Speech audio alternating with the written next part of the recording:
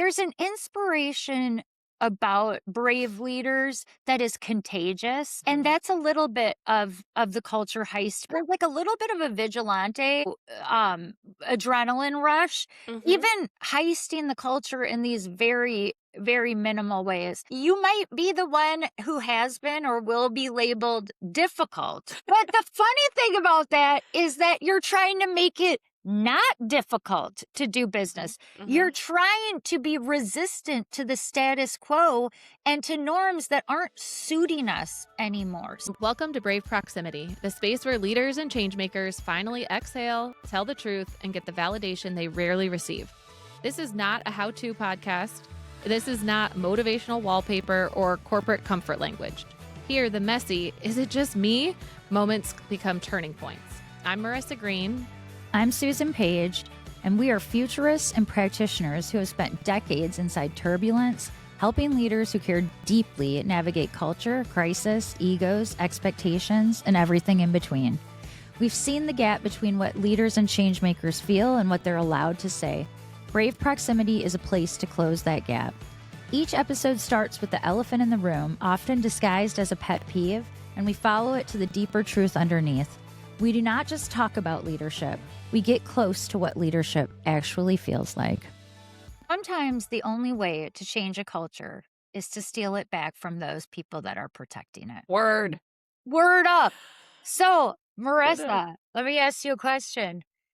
Have you ever been convicted of a culture heist? And if so, how long did you serve for that? I think I served 9 years trying to do a culture heist. It's a long journey.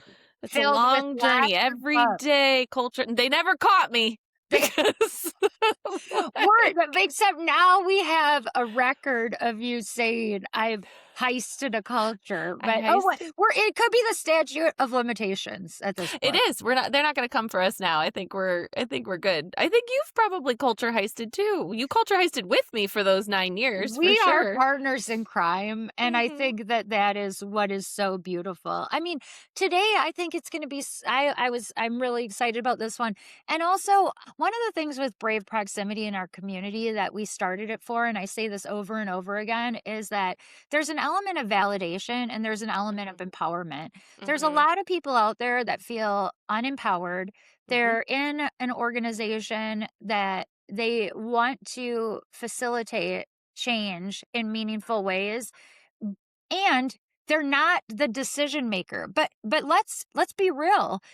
Culture is not a sole decision maker type of opportunity. Right. What it is it's this, and I know people can't see my doing the wave, but it's these different waves, and it ebbs and flows.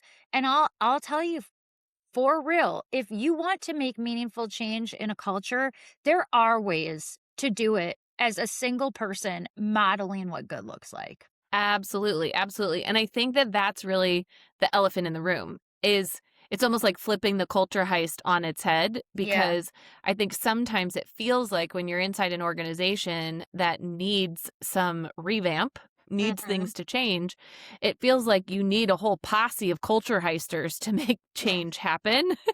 And what the elephant in the room that we're bringing forward is that actually, no, it's the small wins in daily work and you just choosing repeatedly to do something differently that will actually become the heist. And I think also when you think about it, sometimes you can't change a whole system. Sometimes all you can change is what you can do for your team. And whether you're a leader, a middle manager, a person on a team, like what you do matters and the choices that you make each day matter. So the intentionality around it. I mean, sometimes people might say, well, what are you even talking about when you say culture heist, and what's an example of a behavior? And you and I hate having senseless, ridiculous amounts of meetings. And I remember the first time that and I might have been, I don't know, like it might have been in a spicy moment of my life, but I remember going through my calendar and it's like, no, and just being like, I'm not doing it. I'm not doing it. I've done this meeting 12 times. and it's never productive. And it's not because sometimes the meeting hygiene, it's because we've just been doing it because it's status quo. Ooh, Nobody's right? ever right? Yeah, nobody's ever said, "Well, why would we be doing this meeting? We're not."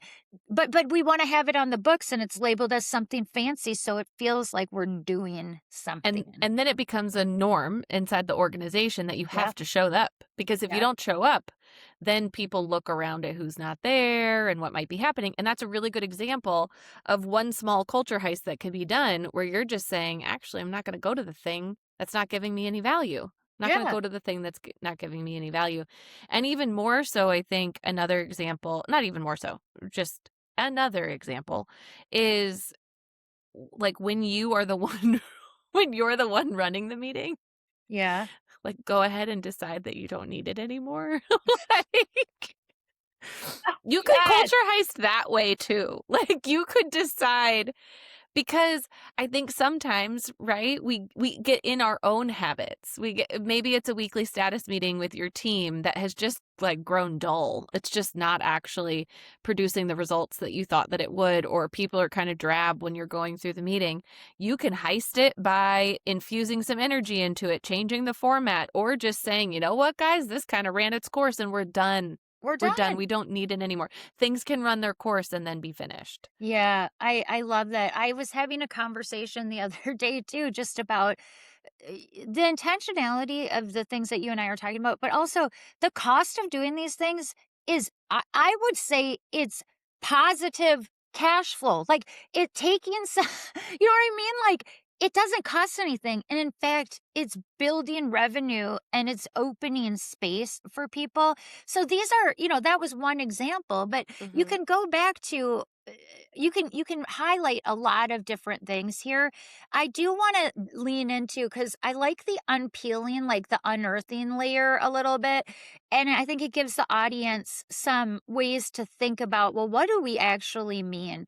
So we say this term in corporate a lot where it's like, well, we have to go through the proper channels. We have to go through, and I I think to myself, is the proper channel the same proper channel that's been the proper channel for 10 years? Hmm. Because maybe we need to reevaluate the proper channel. Because I think that what it really is it's the system is taking time to politely say no, Yeah. you Yeah. know? Yeah. Um, a- Yeah. and and we have to learn how to call those things out. Is we move so fast and we take every single saying like that, we have to go through the proper Mhm. channel as Mhm. okay. Yeah. Whereas what I think would be more helpful is, well, wait a minute. Last time we went through the proper channel for a big fat no. Like, is Mhm. this going to be, how do we change that? How do we get a better outcome instead of let's just do the same damn thing that got us the no before? Right, right. Well, and oftentimes when people talk specifically about putting it through the channels, it's a way to escape accountability for making the decision. I mean, that's what's happening, which is a larger cultural problem. So that is a great example of a potential culture heist, because just choosing to not let it go through the channels Yeah. is a way of saying, hey, that underlying issue that we have with leaders not wanting to take accountability for the decisions that they are making, we're going to go ahead and just stop that right here with this very simple culture heist move, Yeah. which is to not send it through the proper channels. Of course, if you're in like a regulatory environment or you're doing something to do with compliance or whatever, like, but you guys know what we're talking about. We're Yeah. not talking about those things. We're talking about the program that you've been developing for 6 months that your leader is a little bit unsure whether it's actually gonna get the ear of the CEO in the right way. So she wants to Yeah. run it through every single channel to make sure that 8 people will also say yes to it before just putting it forward. And that's worth heisting. That's worth Yeah. heisting and saying we're just not gonna do it. I love brave leaders. I'm just going to Mhm. go ahead and say Mhm. that because there's an inspiration about brave leaders that is contagious, and Mhm. that's a little bit of the culture heist piece as well. And I mean, I generally don't break rules. I mean, I don't know, I can't say this cuz then I'll have to like knock on wood, but I haven't, you know, I haven't done any serious crimes. Mhm. However, I do like to get a little spicy on like, let's push back a little bit. So Yeah. there's like a little bit of a vigilante, you Mhm. know, um, adrenaline rush, Mhm. even heisting the culture in these very, very minimal ways. And I kind of am gonna let it rip on this one because I know there's gonna be some very dichotomous opinions, Mhm. but I'm pretty strong in where I sit on this one.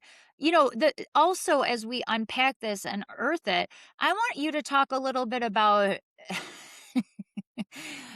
you might be the one who has been or will be labeled difficult or I was just gonna resistant. say. But the funny thing about that is that you're trying to make it not difficult to do Mhm. business. You're Mhm. trying to be resistant to the status quo and to norms that aren't suiting us anymore. So That I aren't talk serving. about that a little bit. Yeah, so I think this one's really important because it's almost like the elephant under the elephant, right? Yeah. The culture That's heist a idea heavy has. spot because an elephant is very heavy. I know, right? It's just crushing. It's just being crushed, but that's and I think that's what makes the idea of being someone in an organization who's going to be brave enough to pull these like small little culture heists.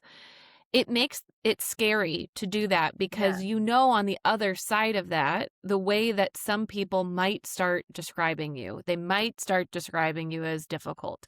You might start hearing things like, "Can't you just go with the flow?" Or you You're might not a culture fit. you're not a culture fit. Or we've said this before, the organization isn't ready for that. Just put it in a bucket for a minute.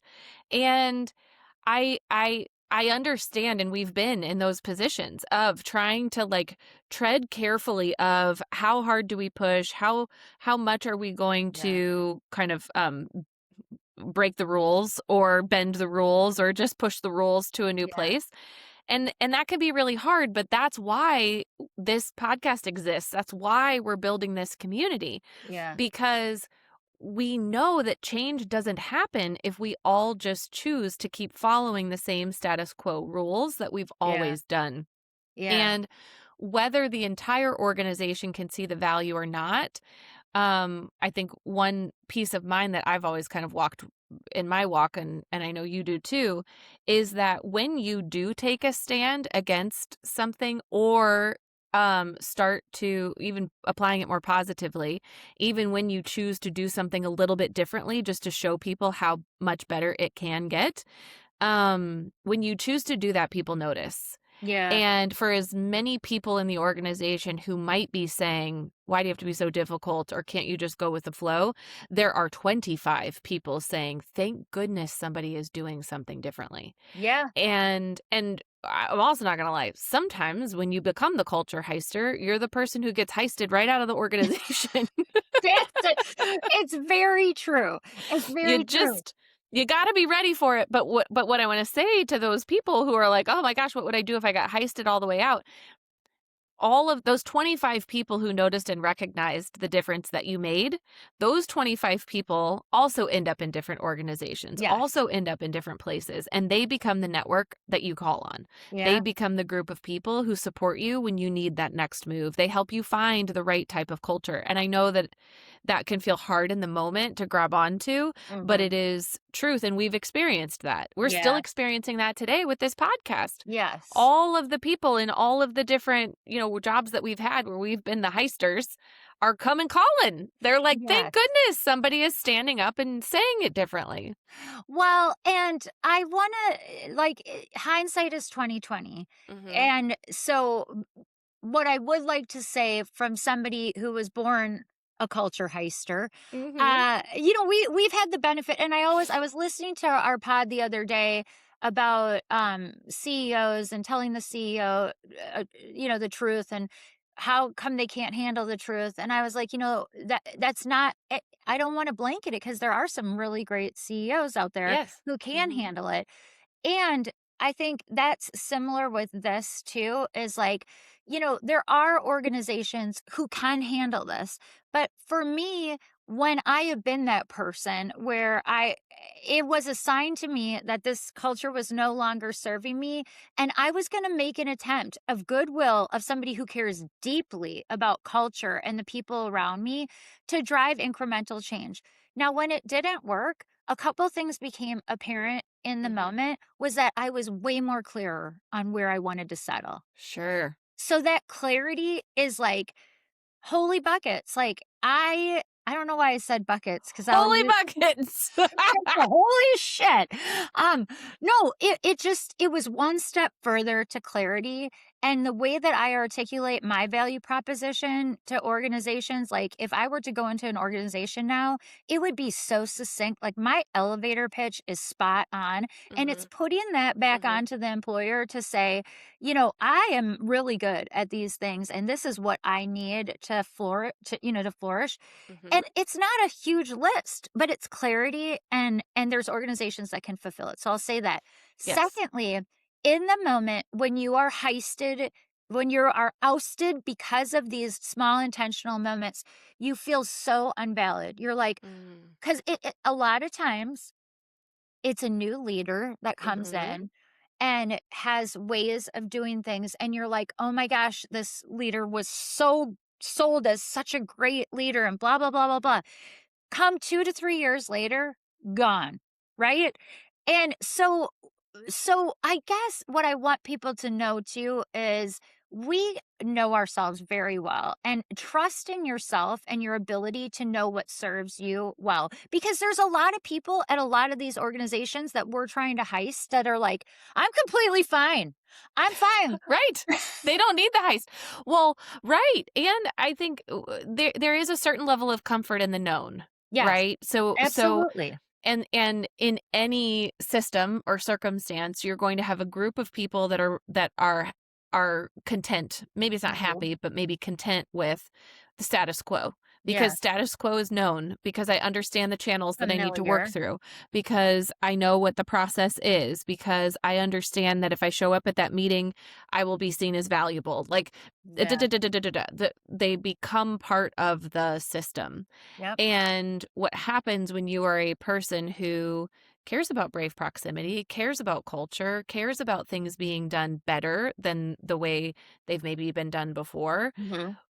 those individuals tend to come at things from a lens that says change is good, and and incremental change can get us sometimes exponentially better results. Yes. And it's a gamble. Mhm. And they're willing to take the gamble. They're Yeah. willing to say, I think this change is going to get us incrementally better results. And probably 90% of the time it will, Mhm. but they're willing to take the chance on the 10% that it won't. Like Yeah. they're willing to just like, I'm going to roll with it, whatever. However, in these systems, the people who sit in the status quo land and the people who would rather have known results that are mediocre over exponentially better results at the risk of 10%, Yeah. they are like, "Oh my god, please don't."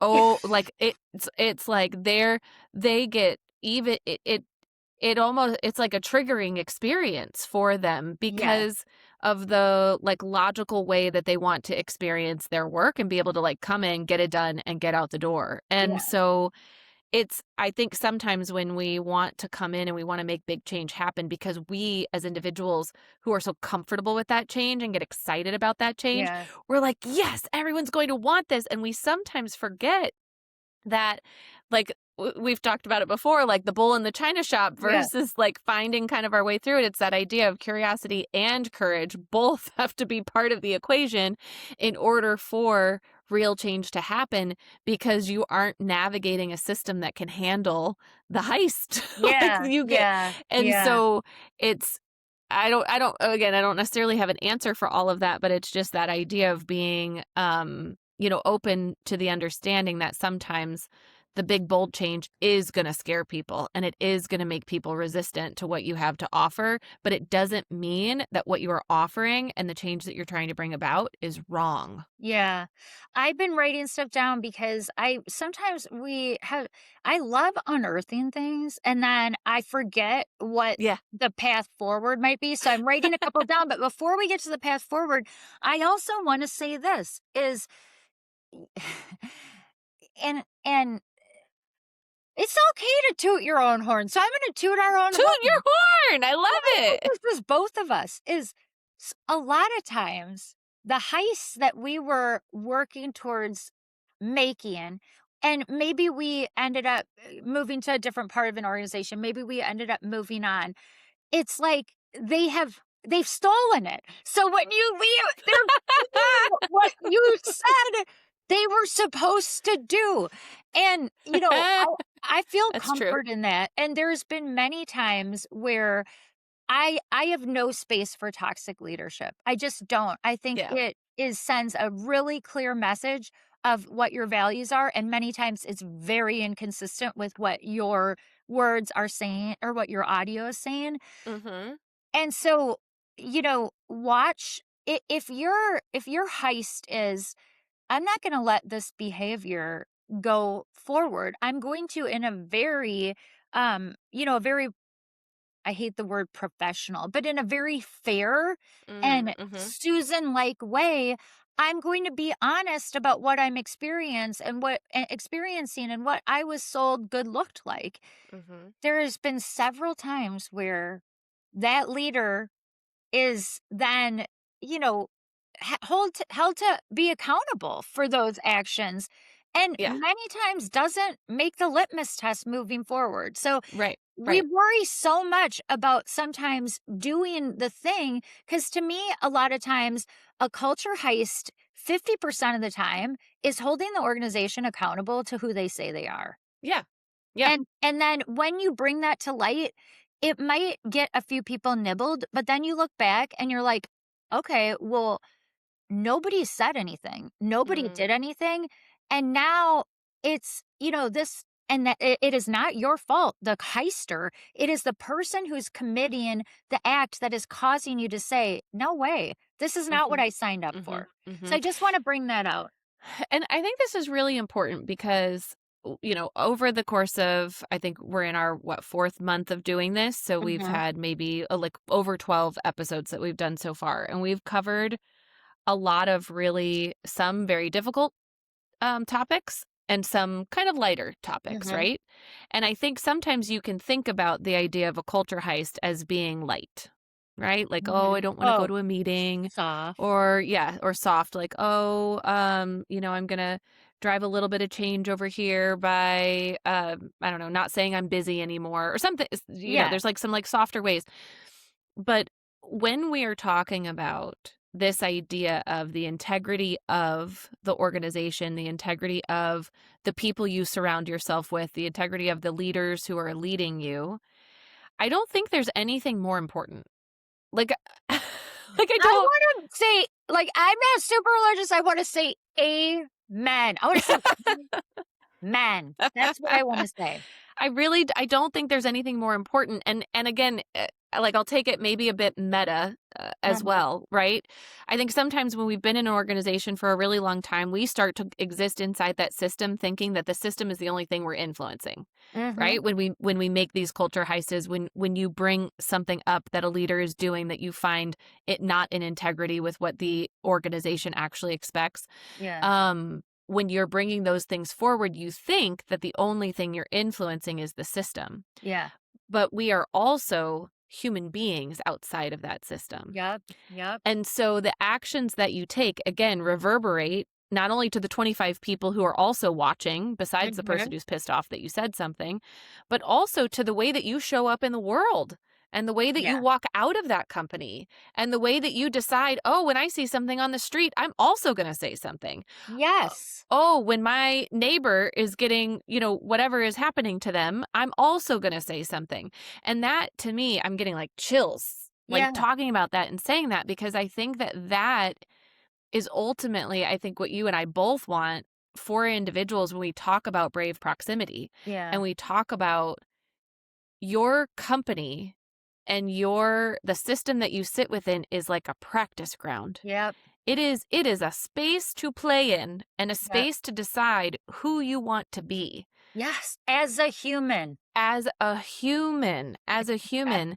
And the way that you decide to show up in those spaces also influences who you are and how you show up outside of those spaces. And learning and practicing and becoming more comfortable with heisting Yeah. like couldn't be more important right now I in feel the life. same way. I feel the same way. I love what you said too about how like the total human, right? We Mhm. had a live event earlier this week and we're going to continue to do those. And that's really what our ethos is too, is brave proximity isn't about only what you do in an organization. It's a formula for showing up and being curious and then doing something with it that's courageous to, to drive a change for better, right? Yes. Yes, for Um the collective better. for the collective better. So Mhm. that was wonderful. Thank you for bringing that up. Let's also Mhm. talk a little bit about the reframe. I mean, the Mhm. easiest one to start with is micro actions, is Yeah. what is, and it could be yourself. A lot of, I told some anecdotes, not about myself. I also will say I've heisted performance reviews before. I've Mm. said, I'm sick of this. There is nobody looks at this. Nobody does anything with it. It's like, oh, performance and comp are decoupled. I'm like, they are so not They decoupled. are not. They are So not. I used it as an Uh-huh. opportunity to ask the same questions in a meaningful way that would give me the insight where I could develop a plan for my team Mhm. for the Mhm. next year that actually made a difference. Yes. I asked I asked things like, what's your proudest moment? Where do you wish I would have leaned in more? Where do you think Mhm. you could have done better? And Mhm. like, I got such rich information on the human that I was dealing with, instead of reading a piece of paper that somebody was, I don't even know how they do them now with Claude, because like I would just say, Claude, scrape my email and just do it for me, That's because what everyone's nobody doing. cares. That's what everyone's doing. They're all using their AI to develop Yeah, the performance review, so they're getting even worse. they're getting worse. Nobody even But cares. But and that's a that's one yeah. micro action I took to change the culture. I love that so much, and what it sparked for me too is this idea of, if you're looking for ways to influence the company in positive ways, start by looking at the thing that maybe you've bought into the most out of the system Yeah. that you can control changing, Yep. that you Yep. can control. And like there were often times that I got so caught up in the urgency of the busyness inside a corporate system, and I would just be I can remember this. There was a time when I would get on calls and I would have very little capacity for the chat at the beginning. I would be like, "Come on. Like we got to go. I don't care about your weekend. Chop I got chop. just Chop we chop. got to get some stuff done." And I had to really consciously, one, be willing to see that about myself and like see how I'm feeding into this culture of like spin and Yeah. busyness and whatever. And then also be able to say, like, I can control that. I can control that. That's not anybody else's Yeah. to put on me. That's something that I can 100%, because pretty much on any call that you get on, if somebody, and you're so good at this, you always start a call with like a more personal touch and a more personal connection. And it just makes the call more fun. Everybody's in a better mood. Everybody's happy because of it. And then you can get down to business. Because let's face it, we make calls 30 minutes, 45 minutes, an hour. We Yeah. probably only need 10. I know. Like, Well, and after you just said that, I was like, "Oh, Jesus, you must hate getting on a call with me." Like, before your volume or videos even on, I'm like, "Mari, I gotta tell you these 3 things." It has nothing to do with what the call is about. which I love, which Well, I love. In but fact, we need to yeah, record those more because I think those would actually be really fun for people. But anyway, so just to round that out, and as far as a reframe goes, right? Part of yeah, culture heists are heisting something that's maybe a little bit outside of yourself so that you can prove a point or show people how it could be done better. But there's also like a bit of culture heisting inside yourself to say, where have I bought into this system repeatedly and yeah. I could change myself in order to heist? Yeah, I love that. And then one other thing that I wrote down that I think is real, well, two things is it always depends to me on risk. Like, baby steps into it, but always put like plot things on a risk continuum. And our listeners might be saying, like, what the hell is she talking about? Like, Yeah. okay, hey, guess what? We're not going to do a PowerPoint for this presentation. We're going to put up one slide with an image, and it's going to be an image of our end state, and we're going to talk about our end state to open the conversation. What? No. What? And I was like, "What is Mind the blown. risk? What is Yeah. the risk?" And Mhm. so Mhm. let if you're a leader and you're one of those people that is always saying no, no, no, but your team is, and I bet your team is dying because they Mhm. wanna innovate just a little bit. They wanna Just a do little things. bit. Just Yeah. like I Give love them a that. taste. Give I them a love taste that. of it. Find Um, that risk meter and like choose to heist in areas that feel very low risk but can have a significant impact. And that Significant impact. I would say that's probably one of my biggest lessons learned since leaving corporate and doing more Mhm. consulting is that there are a lot of spaces where very small changes can have a giant impact and Yeah, where you don't need to do something complicated. It can be as simple as saying, I'm not going to put up 3 slides, I'm going to put up one with a picture and we're just going to have a conversation. yeah. And people will walk out the door like a changed person. They, like all of a sudden the whole experience is different. Well, and I just want to say this is I've even done this at executive presentations where I said, I want to stop for a minute. I'm going to put up an image and I'm going to take us on a journey. Mm. And let me just say, when you know your shit and you're a good storyteller, at first there's a little bit of anxiety. Now I would always tell my head of HR, I'm like, I'm going there. And she's like, oh God, okay. But then it's like all of a sudden minds and Mhm. eyes start opening and I can read people leaning in and getting excited about it. And I think, why doesn't everybody open something with a story? Right? It just gets you in a better mindset. And it takes 2 minutes. If you can't take 2 to 3 minutes out of your day to go on a journey that will help the data make sense, then I'm sorry. I call bullshit. Yeah, Okay, then I'm with you. the next thing, and I know we got to wrap up soon, is Mm. that if you are somebody that is architecting the system, you're not necessarily heisting it, but you have oversight over the system. Why don't you audit it and see, Yeah. you know what I'm saying? Like, where could we be more comfortable with an operational system heist? Like, Mhm. are we Mhm. making it too hard for people to innovate when innovation is on our wall and we say we believe it, we want it, we need it? Like, and be open to criticism and challenge when something doesn't last 10 years in organizations anymore. It doesn't even last 10 months. No. So get So comfortable, my just friend. let the cycle roll. Let the cycle roll. And I think that's a really good message for anybody that we have listening who is in a position of power architecting the system or um, you know, making the system run, I would Yeah, say, yeah, is there are also incremental ways that you could create space for people to have more autonomy and ownership over the yeah, culture without it being super risky.